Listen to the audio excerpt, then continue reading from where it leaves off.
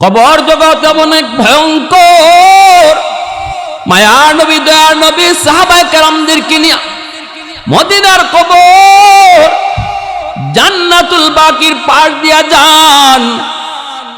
আল্লাহ নবী সাহাবায়ে কেরামকে বলেন, সাহাবীরা থামো, আল্লাহ আমাকে অন্তর চোখে দেখাইছেন এই কবরটার ভিতরে একজন যুবক জাহান্নামের আগুনে ভুগতেছে।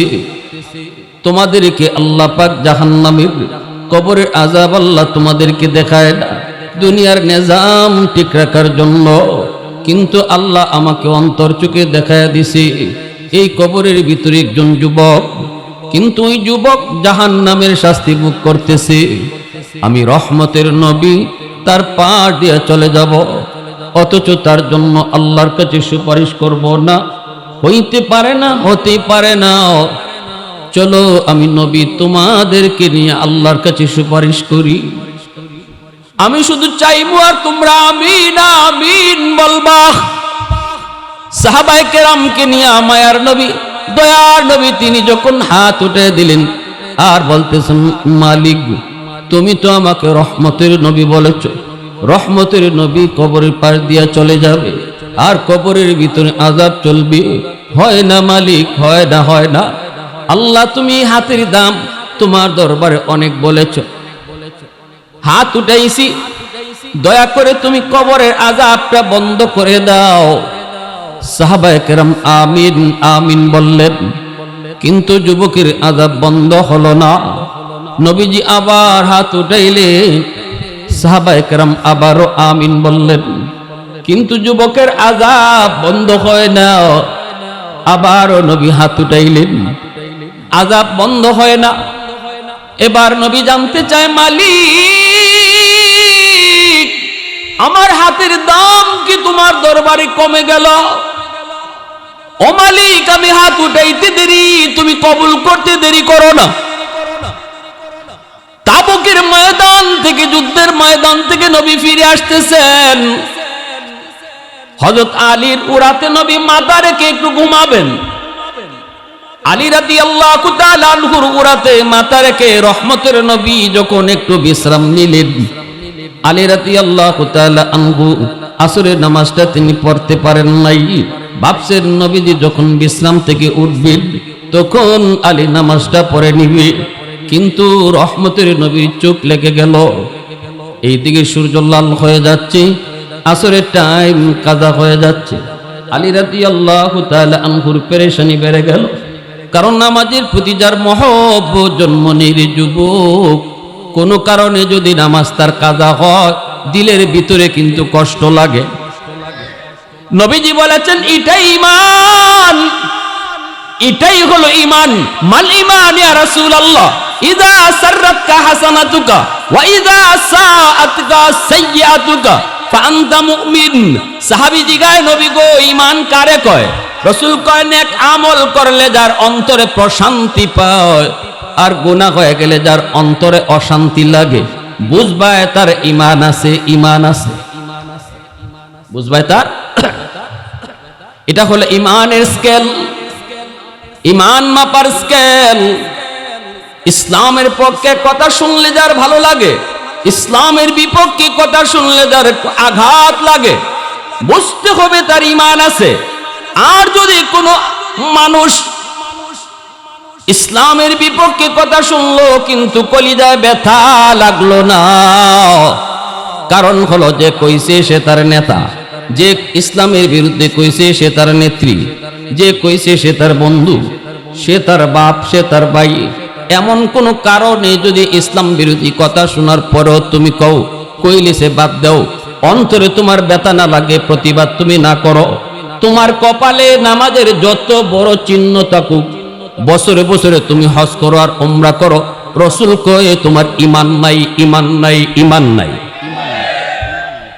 আমার কথা না, নবীর কথা। আমার নেতায় কইছে এজন্য আমি চুপ, অথচ আমার আল্লাহর বিরুদ্ধে, রাসূলের বিরুদ্ধে, ইসলামের বিরুদ্ধে। আল্লাহ রাসূল কয় তোমার কপালে নামাজ পড়তে পড়তে কপালে কর ফালাইয়া দিল, আমি রাসূল বলতেছি আলামতে কয় তোমার ঈমান নাই, ঈমান নাই। নেতা বড় না ইসলাম বড়? নেত্রী বলো না নবী বড়? আমি নেতার কথা মানব ততক্ষণ যতক্ষণ আমার রসুলের বিরুদ্ধে কথা না কয়। দল করব ততক্ষণ যতক্ষণ ইসলাম বিরোধী কথা না কয়। কেউ এই দোয়া করে না, আল্লাহ মরণ যেন আমার যে দল করি দলের উপরে হয়, ইজাত দোয়া কেউ করে না। মুসলমান দোয়া করে মরণ যেন ইমানের হালতে হয়। তাহলে আমি আল্লাহর কাছে এই কথা বুঝাইলাম মুখে যে আমার দল বড় নয়, ইমান বড়, নেতা নেত্রী বড় নয়, আল্লাহ রসুল বড়। এরপরে মুখে কইলাম আর কাজে দেখাইলাম ভিন্নতা, কাজে দেখাইলাম ভিন্নতা, এর নাম ইমান না। ঠিক কিনা ভাইরা আমার? এজন্যই হযরত আলী রাদিয়াল্লাহু তাআলা আনহুর অন্তরে ব্যথা, পেরেশানি বেড়ে গেল। সূর্য তো লাল, কিছুক্ষণের ভিতরেই হয়তো সূর্য ডুবে যাবে। আমার আসরের নামাজ বুঝি কাজা হয়ে যাবে, কিন্তু আমি নবীর কেমন করে ঘুম থেকে তুলব, কেমন করে নবীকে বলবো নবী গো উঠেন, আমার নামাজ কাজা হয়ে যাচ্ছি। রহমতের নবী, দু জাহানের বাদশা, আমি আলীর উরাতে ঘুমায়, এটা তো আলীর জন্য খুশনসিব। ঠিক না? দু জাহানের বাদশা আলীর উরাতে ঘুমায়, এটা তো আলীর জন্য বড় খুশনসিব। কেমনে নবীর ঘুম ভাঙ্গাবো, কেমন করে আমি নবীর ঘুম ভাঙ্গায় কষ্ট দিব? এমনি আলীর মন আলীরে কয়, আলী না রে আলী, সাবধান, দু জাহানের বাদশার ঘুম ভাঙ্গাবি না, কষ্ট দিবি না, প্রয়োজনে তোর নামাজ কাজা হয়ে যায়, হয়ে যাও, তবু রহমতের নবীর ঘুম ভাঙ্গাবি না। কাজা হয়ে গেল নামাজ, সূর্য ডুবে গেল, নবীজির ঘুম ভাঙল। নবী আলীর চেহারার দিকে তাকায় বুঝে গেছেন কিছু একটা ঘটছে। নবীজি বলতেছেন, আলী কি হইছে, চেহারা এমন কেন? কয় নবী গো, আমার আসরের নামাজ পড়া হয় নাই। কেন? কয় আমি মনে করেছি আপনি উঠে যাবেন, কিন্তু আপনার চোখ লেগে গেছে, এজন্য আমি আর আপনারে ডাক দেই নেই। নবীজি বলতেছেন, আলী রে কেন তুমি আমাকে ডাক দিলি না? আলী কয়, ইয়া রাসূলুল্লাহ, আপনার ঘুম মন মানে নাই, এজন্য আমি আপনারে ডাক দেই নেই গো নবী। দু জাহানের বাদশা আমি আলীর উরাতে ঘুমায়, কেমন করে আমি ঘুম ভাঙ্গায়া নবীকে কষ্ট দেই? এই কথা শোনা মাত্রই নবীজি হাত উঠায় দিছে। হাত উঠা কো, আসমানের মালিক, ও সূর্যের মালিক, আমার আলীর আসরের নামাজ কাজা হইছে, তোমার সূর্য ডুবে গেছে, তোমার বন্ধুর আরামের জন্য ও মালিক আলী নিজের ইচ্ছায় নামাজ কাজা করে নাই, আমি তোমার বন্ধু হাত উঠে দিলাম। সূর্য যদি তোমার কথায় চলে, ডুবন্ত সূর্য আবার তুমি আকাশে উঠাও, ডুবন্ত সূর্য আবার আকাশে উঠাও, আমার আলী যেন যথা টাইমে নামাজ আদায় করে নেয়। রদ্দ শামস কিতাবের ভিতরে লিখেন, আমার আপনার নবী হাত থাকতে থাকতে আল্লাহ পাক ডুবন্ত সূর্য আবার আকাশে আল্লাহ উঠা দিছে। ওয়াল্লাইলু মিখে জুলফে মুহাম্মদ কা তারান্নুম, ওয়াল্লাইলু মিখে জুলফে মুহাম্মদ কা তারান্নুম, ওয়াশ-শামসু বিরুখসারায়ে আহমদ কা তারান্নুম, ওয়াল ফজর মিখে সুবহে রিসালত কি বিশারত, ওয়াল আসর মিখে দৌরে নবুওত কি বিশারত, हर फूल में गैरूए मदीना का तबस्सुम, शाखों की लचक में बेक़दा का तकल्लुम, यासीन से मौला ने कभी उनको पुकारा, यासीन से मौला ने कभी उनको पुकारा, हामीम कभी और कभी तोसीन इशारा, ये रमज़ो है कुछ आशिक माशूक के माबैन, समझाए जिन्हें खल्क़ में अक्सर वर कौनैन, समझाए जिन्हें खल्क़ में अक्सर वर कौनैन, মুসলমানের আওয়াজে কও আল্লাহু আকবার। হয় নাই? আরো জোরে আল্লাহু আকবার, আরো জোরে আল্লাহু আকবার। যেই নবীর তো হাতের এত দাম, ওই নবী 3 বার হাত উঠাইছেন, কবরে আযাব আল্লাহ বন্ধ করে না। এইবার নবী জানতে চান, মালিক হাতের দাম কি কমে গেল? আল্লাহ কো না বন্ধু, হাতের দাম কমে নাই, কমে নাই। এই যুবকের মা এখনো দুনিয়ায় জীবিত, মার কলিজায় ব্যথা, মারে মারছে, মার গায়ে এখনো মাইরের দাগ আছে। মরণের সময়টাতেও সন্তানরে মায় মাপ দেয় নাই। এজন্য আমি আল্লাহ সিদ্ধান্ত নিয়েছি, যতক্ষণ পর্যন্ত তার মা তার মাপ না দিবে, আমি আল্লাহ কারো সুপারিশ কবুল করব না, তোমার সুপারিশও কবুল করব না, আযাব আমি বন্ধ করব না। এই কথা শোনা মাত্রই নবীজি হাত নামায় ফেললেন। আমার আপনার নবী, রহমতের নবী, উম্মতের কান্ডারি নবী। সাহাবীদেরকে বলেন, সাহাবীরা দৌড়ে যাও, যায় তার মাকে আমার সালাম জানাও। মহিলা আসলে পরে নবী কই, মা গো কবরটা চিনোনি? মহিলা চোখের পানি ফেলে কান্দে আর কই, নবী গো এই কবরটা হলো আমার সন্তানের কবর। নবীজি বলতেছেন, সন্তান বুঝি তোমার অনেক কষ্ট দিয়েছি, তোমার কলিজায় নাকি অনেক ব্যথা। আমি দুজাহানের বাদশা, রহমতের নবী, উম্মতের কান্ডারি নবী, আল্লাহর কাছে হাত উঠাইছিলাম, একবার নয় গো মা, 3 বার তোমার সন্তানের আযাব বন্ধ হওয়ার জন্য হাত উঠাইছি, কিন্তু আমার দোয়া আল্লাহ কবুল করে না, আমার সুপারিশ আল্লাহ কবুল করে না। আল্লাহ জানায় দিছে, তুমি মা যতক্ষণ পর্যন্ত তারে ক্ষমা না করবা, আল্লাহ তার কবরের আযাব বন্ধ করবে না। তাহলে বোঝা গেল, বাপ মার অবাধ্য সন্তান কবরে যাওয়া মাত্রই তার কবরের আযাব শুরু হবে। নবীজি বলতেছেন, মা গো 10 মাস 10 দিন তুমি তো তারে পেটে নিয়েছো, মাফ করে দাও। মহিলা তখন মাথাটা নিচের দিকে দিয়ে দিল, কথা কয় না, হাও কয় না, নাও কয় না। নবীজি আবার বলতেছেন, মা একটু দয়া করো, সন্তানের উপর রহম করো, তুমি মাফ না করলে তার আযাব বন্ধ হবে না। মাথাটা উঠায়া চোখের পানিটা মুইচা অনেক শক্ত হইয়া নবীজির দিকে তাকায়া কয়, নবী গো আমি কি আমার পিঠে মাইরের দাগ দেখাইমু? আমি কি আমার পিঠে মাইরের দাগ দেখাইমু? না গো নবী, আমি এর মাফ করবো না। বউয়ের কথায় আমি মারে মারতো। আল্লাহ নবীর চোখ থেকে দর দর করে পানি পড়ে। নবীজি কান্দে আর কয়, মালিক আমি তো আমার মারে পাই নাই, 6 বছর বয়সে মা হারাইলাম, জন্মের আগে বাবা হারাইলাম। মার আদর কেমন, বাবার আদর কেমন আমি নবী তা জানি না। যেই সন্তান মা পায়া বাবা পায়া বাপ মারে কষ্ট দেয়, এ কত বড় নালায়েক। আল্লাহ নবী তখন চিন্তায় পড়ে গেলেন, মা তো শক্ত হয়ে গেছে, মাফ করবে না, আর যদি মায় মাফ না করে আল্লাহ তারে মাফ দিবে না। রহমতের নবী এই অবস্থায় কেমন করে ফালায়া যান? নবীজি কিং কর্তব্য বিমূঢ় হয়ে পড়লেন।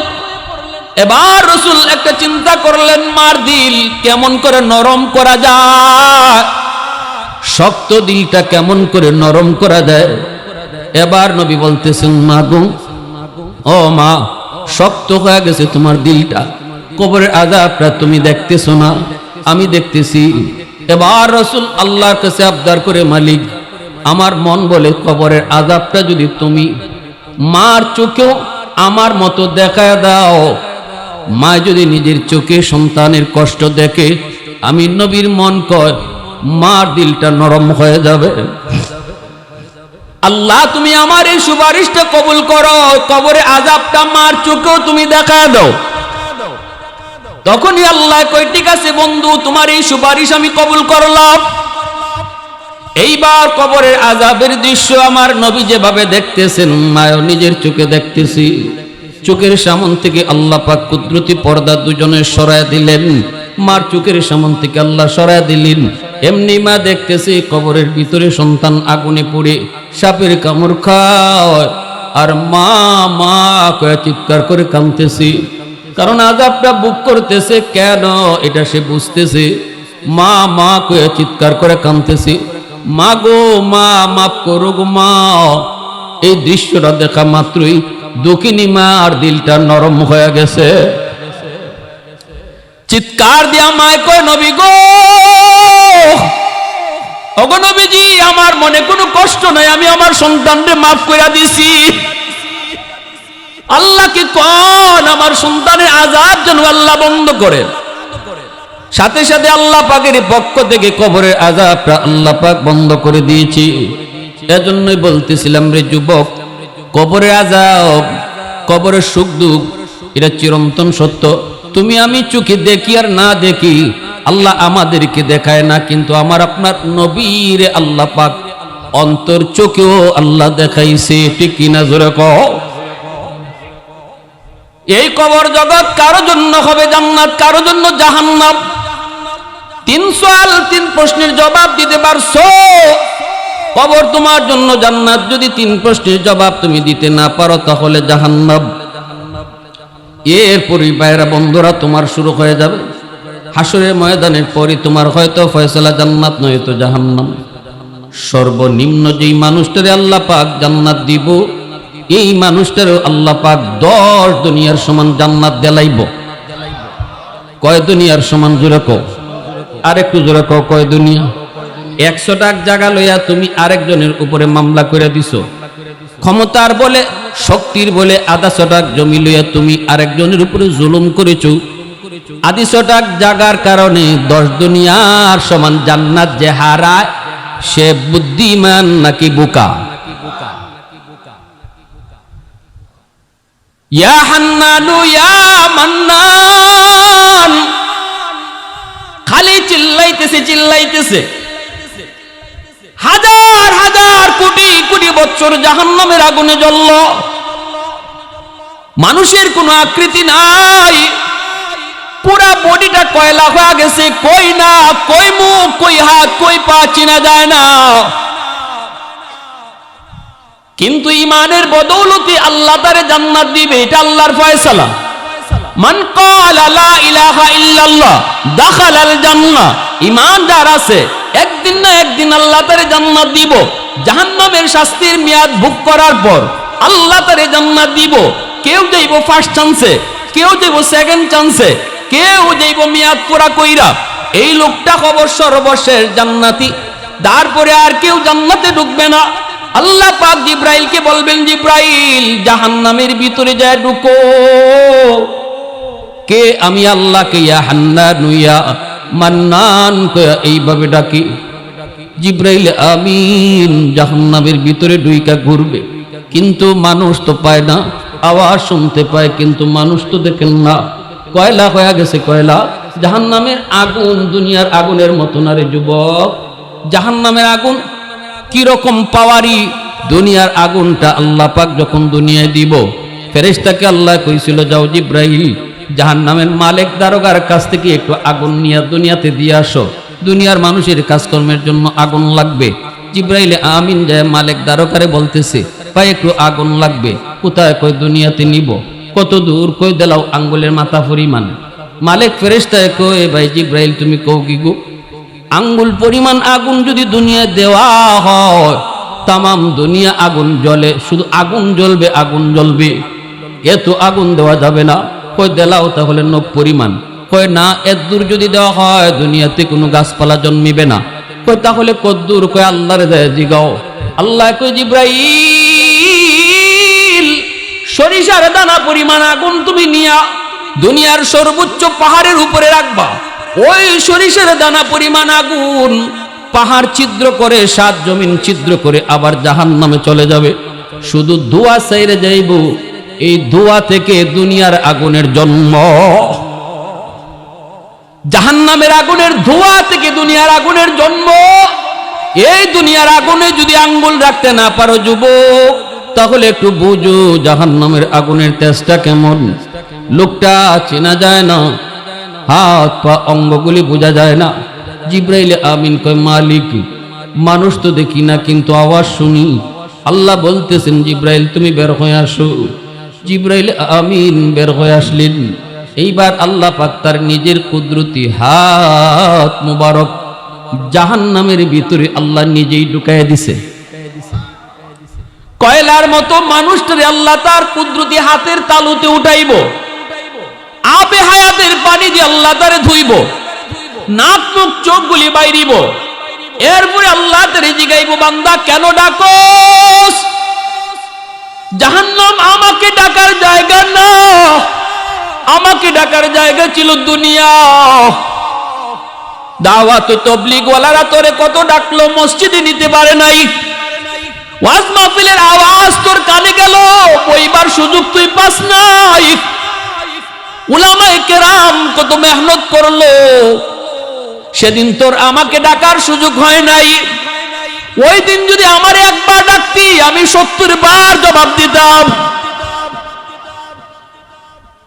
মূর্তির সামনে দাঁড়ায় দাঁড়ায় 70 বছর শুধু ইয়া সোনামু ইয়া সোনামু ইয়া সোনামু করছে।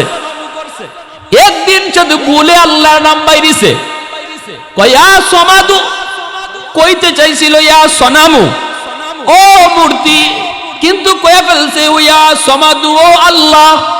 সমাদ আল্লাহ পাকের একটা সিফাতি নাম।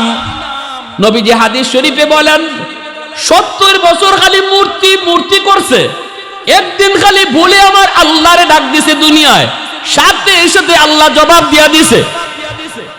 আল্লাহ কই লাব্বাইক ইয়া আব্দি লিমা দাউতানি, ও বান্দা আমারে কেন ডাক দিয়েছো? এই যে আমি আল্লাহ হাজির। এজন্য আল্লাহ কইব বান্দা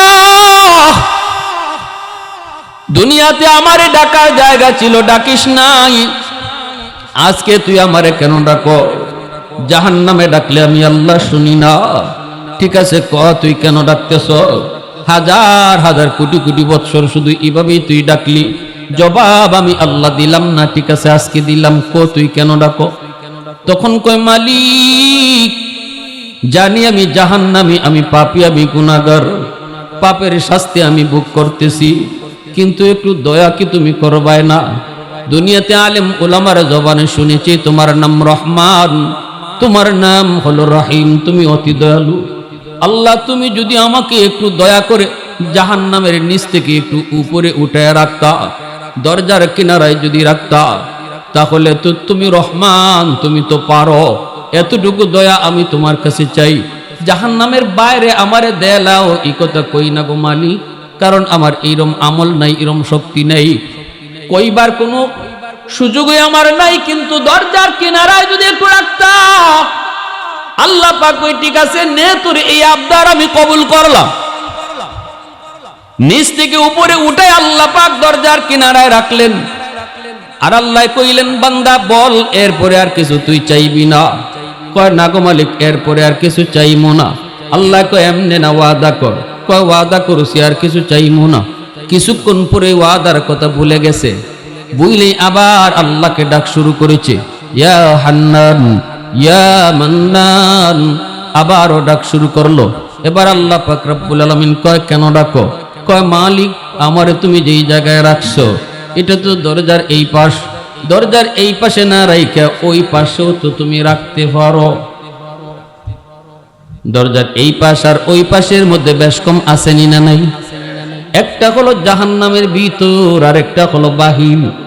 আল্লাহ পাক কয় বান্দারে দরজার এই পাশ ও পাশ কইয়া লাভ নাই, গোড়ায়া কেনে কস, ডাইরেক্ট কস আল্লাহ আমি তোমার দয়ার কাঙ্গাল, আল্লাহ আমি তোমার মায়ার কাঙ্গাল। আল্লাহ কয় যা এই আবদারও পুরা করলাম, যা তোরে জাহান্নামের বাইরে দিয়া দিলাম, কিন্তু ওয়াদা কর এরপরে আর কিছু চাইবি? আল্লাহ ওয়াদা করছি আর কিছু লাগতো না, বাইরে যাইছি আর কি লাগে আল্লাহ, আমি তুই এতটুকুরও ফাওনা না। কি জাত কথা কয়? এরপর আল্লাহ কয় ঠিক আছে মনে রাখিস, একটু ভরে বুঝলে গেছে। দূরে তাকায় দেখে জান্নাতের গেট, জান্নাতুল ফেরদাউস, জান্নাতুল মাওয়া, জান্নাতুন নাঈম। জান্নাতের গেটগুলি দেখে আবার আল্লাহকে ডাক শুরু করছে, ইয়া হান্নানু ইয়া মান্নান। আল্লাহ আবার কই, বান্দা আবার কেন ডাকো, কি চাস? ওয়াদা না করছো? কয় মালিক, আমারে তুমি যেই জায়গায় রাখছো এই জায়গাটা জাহান্নামের ভিতরেও না, জান্নাতের ভিতরেও না, এমন এক জায়গায় তুমি আমারে রাখছো, এখানে রাখা যায় কথা, জান্নাতের গেটের পাশে নিয়ে রাখা এক কথা। ওই আল্লাহ, তুমি আমাকে এই জায়গায় না রাইখা জান্নাতের গেটের পাশে যদি একটু রেখে দিতা গো, আমি তো তোমার দয়ার কাঙ্গাল। আল্লাহ কয়, ওয়াদা না করছিলি আর কিছু চাইবি না? কয় মালিক, তুমি রহমান, তুমি রহিম। সুবহানাল্লাহ। আল্লাহ পাকেরও মানসা, আল্লাহ তারে জান্নাত দিত, কারণ ঈমান আছিল। আর এবং সেই সর্বশেষ জান্নাতি, এরপরে আর কোন লোককে আল্লাহ জান্নাতে ঢুকাবে না। জাহান্নামের দরজারে আল্লাহ সিলগারা মারবে, জান্নাতের গেটে আল্লাহ সিলগারা মারবে। চিরকাল জাহান্নামীরা জাহান্নামে থাকবে, আর জান্নাতীরা চিরকাল জান্নাতে থাকবে। এই লোকটারে জান্নাতে দেওয়ার পরেই সুবহানাল্লাহ গেটের পাশে নিয়ে রাখলেন। আর আল্লাহ কইলেন, বান্দা দেখিস আর কিচ্ছু চাইস না? না গো মালিক, আর কিছু চাইতাম না। কিছুক্ষণ পরেই দেখা গেল সে জান্নাতের গেটের পাশে গিয়া শুধু ছিদ্র খুঁজে, ফাঁক ফুকনি আছে। জান্নাতের ভিতরে আল্লাহ কি রাখছে এটা দেখার জন্য শুধু ছিদ্র খুঁজি, ডানে বামে খুঁজি। আল্লাহ তো সব দেখতেছে, ঠিক না? আল্লাহ পাকের মানসা হলো আল্লাহ তারে জান্নাতের ভিতরের নাজ নিয়ামত এক পলকের জন্য আল্লাহ তারে দেখাইব। জান্নাতের গেটটার মধ্যে আল্লাহ জান্নাতি বাতাস ছেড়ে দিলেন, এক পলকের জন্য গেটটা শুধু খুলছে, আর নয়ন পড়ছে, নজর পড়ছে জান্নাতের ভিতরে, সাথে সাথে আবার গেট লেগে গেছে। এক পলকের জন্য জান্নাতের ভিতরের নাজ নিয়ামত দেখা মাত্রই সে আবার চিল্লানি শুরু করছে, ইয়া হান্নান ইয়া মান্নান, ইয়া হান্নান ইয়া মান্নান। আল্লাহ কই, বান্দা আবার কেন ডাকো? কই মালিক, তুমি আমারে কি দেখাইছো? আল্লাহ, আমারে তুমি কি দেখাইছো? ও মালিক, আমি তো দেখছিলাম না, ভালো আসলাম, দেখে তো পাগল হয়ে গেলাম। আল্লাহ, তুমি আমারে কি দেখাইছো? আল্লাহ পাক রব্বুল আলামিন হাদিসে কুদসিতে আল্লাহ নিজে কয়, আদাতুল ইবাদিয়াস সালিহিন মা লা আইনুন রাআত ওয়ালা উযুনুন সামিআত ওয়ালা খাতারা আলা কলবি বাশার। জান্নাতের ভিতরে এমন আরামায়েশ আমি রেখেছি, বান্দা তোমার চোখ কোনোদিন দুনিয়াতে এটা দেখে নাই। এত আরাম, এত আয়েশ কান কোনোদিন বর্ণনাও শুনে নাই। এমনকি এত আরামায়েশের কল্পনাও তোমার অন্তর কোনোদিন করে না। অন্তরে তো মানুষ কত কিছু কল্পনা করে, অন্তরের কল্পনার সাগরে বাতাসে উঠতেও পারে, ঠিক না? কতজন কল্পনা করে রাজরানীরে বিয়ে করবে, রাজকন্যারে বিয়ে করতেছে। কল্পনা করলে দোষ কি? এখানে কি তারে পুলিশে নিয়ে দিব? কল্পনা করতে করতে হে যা মন চায় তা কোক না, কিন্তু আল্লাহ কয় আমি জান্নাতে কি রাখছি তুমি কল্পনা কইরো ওই জায়গায় যাইতে পারবা না। আওয়াজ দিয়া কোন না সুবহানাল্লাহ। হাই রে, যুবক,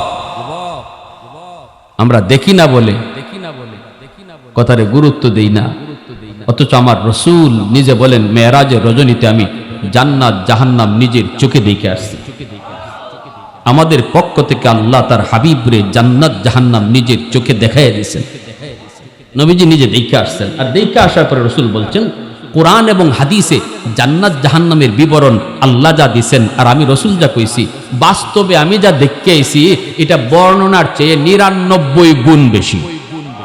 সুবহানাল্লাহ। আরো যেরকম কোরআন হাদিসের আলোচনা তোমরা শুই না, যেভাবে সুবহানাল্লাহ কও, উৎফুল্ল হও, আবার জাহান্নামের কষ্টের কথা শুনে কাঁদো, বাস্তবে আমি রসুল যা দেখে আসি জান্নাতের সুখ শান্তিও বর্ণনার চেয়ে 99 গুণ বেশি, জাহান্নামের কষ্ট বর্ণনার চেয়ে 99 গুণ বেশি। এবার আল্লাহ কয় বান্দা তখন কি চাস? আল্লাহ আমারে শুধু একটু দেখবার সুযোগ দিবা, আমি শুধু মন জুড়াইয়া দেখমু আর দৌড় দিয়ে বাইরে আইমু, থাকবো না। কি কয়? থাকবো না? থাকতো না? থাকতো না, দেখি আইব। আল্লাহ বলতেছেন বান্দা ই পর্যন্ত কয়টা ওয়াদা করছো, তার কয়টা বাংশ একটু কম। এই কথা কইলে আল্লাহ তুমি তো রহমান, তুমি তো রহিম, আমি তোমার দয়ার কাঙ্গাল। তখন আল্লাহ কয় যা দিলাম সুযোগ, মনে রাখিস ই ওয়াদা থাকবো নি না ইডো বাঙ্গিলি না, এটা 100% ঠিক থাকবো, দেরি করতাম না, ঢুকমু আর বাইরে আইমু। আল্লাহ কতে যা, সুযোগ আল্লাহ দিয়া লাইছে। সুযোগ দিছে পরে রসুল বলেন সে এমন ভাবে জান্নাতের ভিতরে দৌড় দিছে, দেখা দেখি বাদ, হের উদ্দেশ্য খালি ভিতরে হামাইতো। আল্লাহ যখন কইব বাইর, তখন বাইরিতেও যেন সময় লাগে, যা দেখুন লাগে আইবার সময় দেখুন আগে হামাই। কেমন সালাক্যা দৌড় যে দিছে, আর ডাইনে ভাবে চায় না, দিছে আল্লাহ ধমক, এ বান্দা থাম, ধমক খাই থামছে।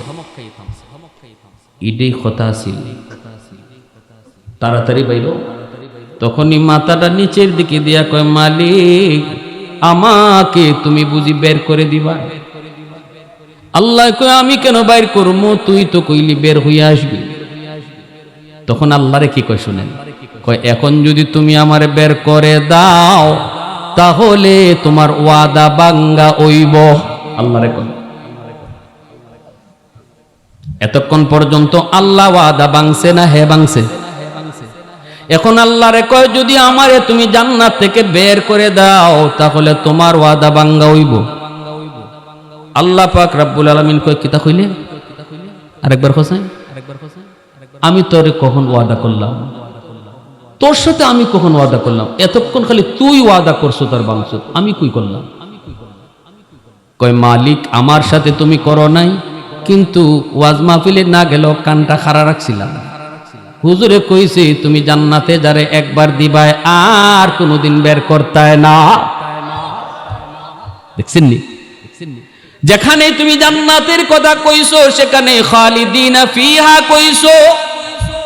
জান্নাত একবার যে ঢুকবো আর বাইরে তো না।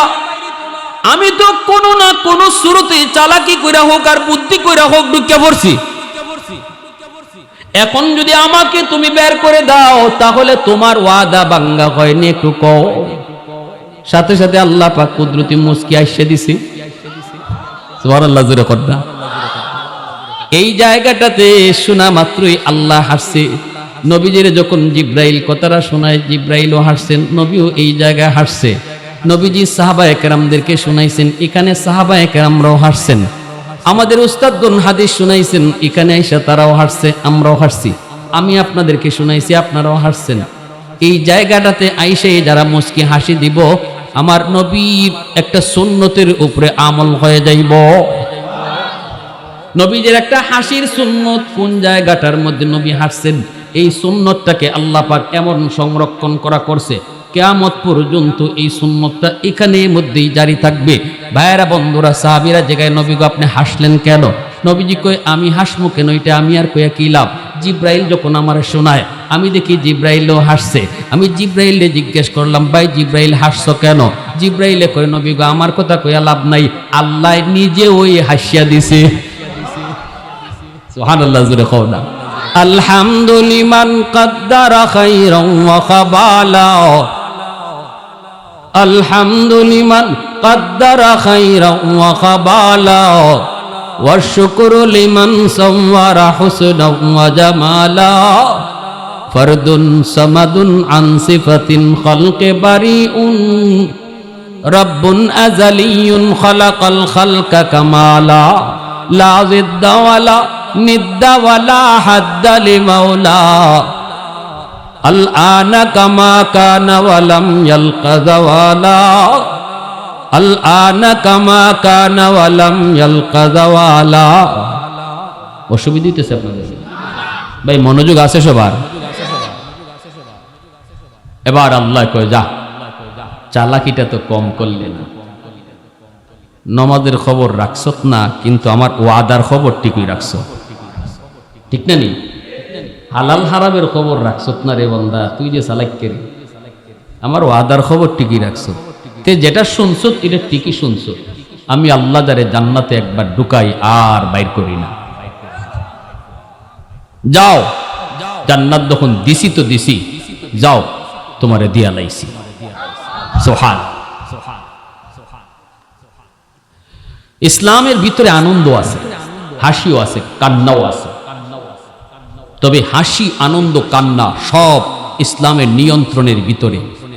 ইসলামের নিয়ন্ত্রণের ভিতরে হাসিটাও ইবাদত, ইসলামের নিয়ন্ত্রণের গণ্ডির ভিতরে কান্নাটাও ইবাদত।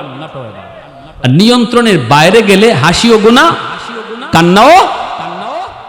বিয়া শাদীর ভিতরে যদি আপনি আনন্দের বিষয়, এই বিয়া শাদীর অনুষ্ঠানটা আনন্দের, ইসলামের গণ্ডি মাইনে আপনি বিয়ের অনুষ্ঠান করেন, অনুষ্ঠানটা ইবাদতের ভিতরে সামিল।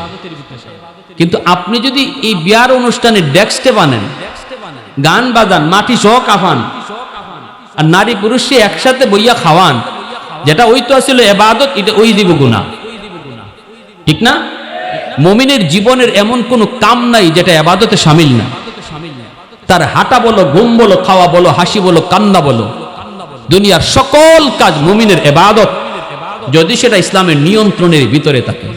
রাসূল যে হাসেন নাই তা না, খেজুর লইয়া বইছেন রাসূল মাঝখানে, সাহাবায়ে কেরাম গু লইয়া বইছেন, নবীজির পাশে বইছেন নবীর দামান হযরত আলী রাদিয়াল্লাহু তাআলা আনহু।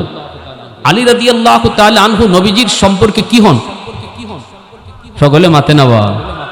নবীজির সম্পর্কে কোন মেয়ের বিয়া দিছে? পিছন থেকে একজন যুবক, কোন মেয়ের বিয়া দিছেন আলীর কাছে? হযরতে ফাতেমা রাদিয়াল্লাহু তাআলা আনহা, সাইয়্যিদাতু নিসাই আহলিল জান্নাহ, হাসান হুসাইনের মা। সে আলী রাদিয়াল্লাহু তাআলা আনহু বিয়ার আগেও নবীজির সাথে সম্পর্ক ছিল একটা, এটা হলো আপন স্বাস্থ্য ভাই। আলী নবীজির আপন শাস্তলি ভাই। নবীজির আপন শাস্তলি ভাই যদি হযরত আলী হন, তাইলে নবীজির মেয়ে ফাতেমার সম্পর্কে আলী কি লাগুন?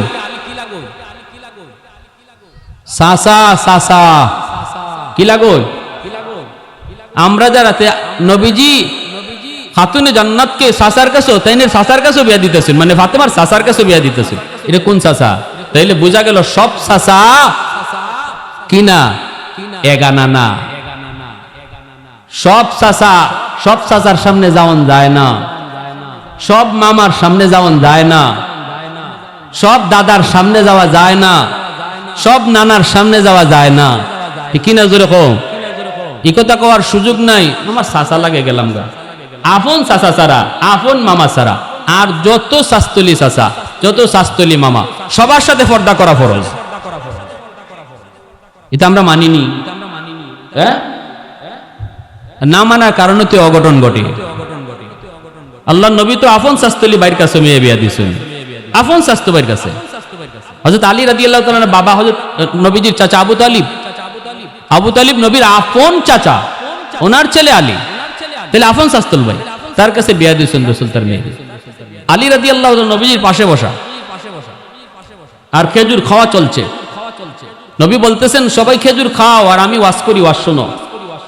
সকলে রসুলে ওয়াজ শুনতেছেন আর খেজুর খাইতেছেন, আর যার যার খেজুরের বিচি যার যার উড়ে রাখতেছেন সামনে। ব্যতিক্রম শুধু একমাত্র আমার আপনার নবী, যিনি খেজুর খাইতেছেন ঠিকই, কিন্তু বিচি রাখতেছেন দামানদের উড়ো। বিচি কই রাখতেছেন? হ্যাঁ, কেউ কোনো খবর নাই, সবাই তো আল্লাহর নবী কথা কইতেছেন, নবীজির ওয়াজ শুনতেছেন। এখানে কেডায় বিচি কোন ভাই রাখলো, এটা কেডায় থাকে? মনোযোগ তো রসুলের ওয়াজের দিকে, কিন্তু আল্লাহ নবীর সবই হুশ আছে। রসুল ওয়াজও করতেছেন, মুড়ে মুড়ে বিচি রাখতেছেন দামানদের উড়ো। খাওয়া শেষ, আল্লাহ রসুল কইন ওয়াজও তো শুনলাই, খেজুরও খাওয়া শেষ হয়ে গেল, বুঝলাম না কেডা কি পরিমাণ খাইলো। কারণ কিছু মানুষ তো আছে দেখবেন খাওয়ানোর সময় মাতলে হে খাইতে পারে না, আর কিছু মানুষ আছে তুমি মাতো আর খাটো, হের মেশিন যে চলছে,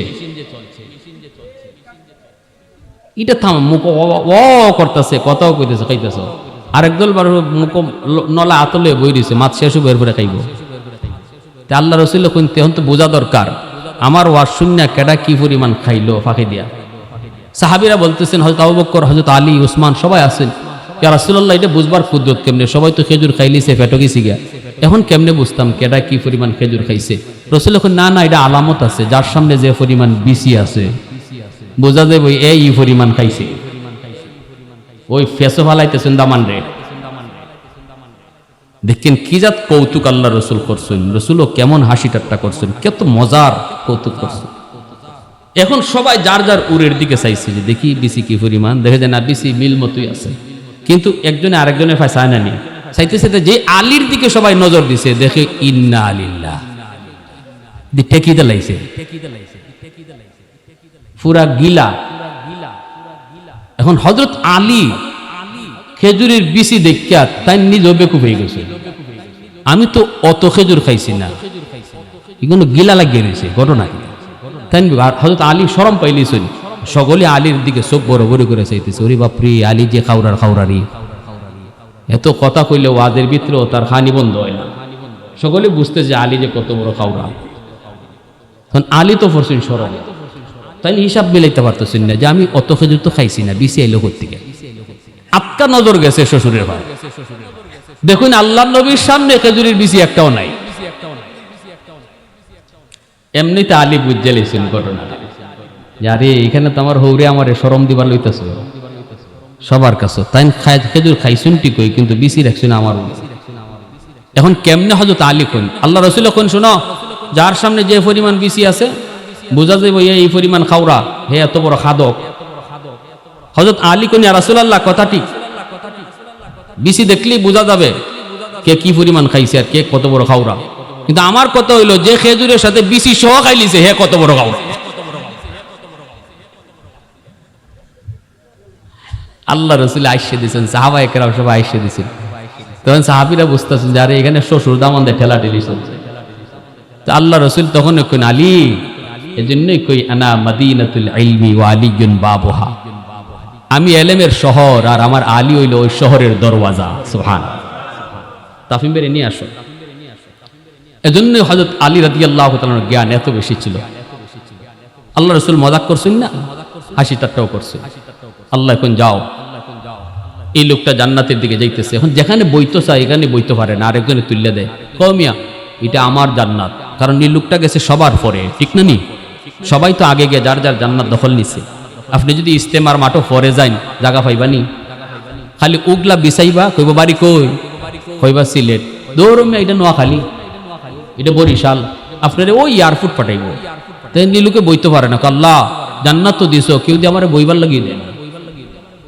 আল্লাহ কোন বান্দা কও কি তুমি সামনে বারো, তোমার মতো জান্নাতির জন্য আমি আল্লাহ 10 দুনিয়ার সমান জান্নাত রেখে দিয়েছি।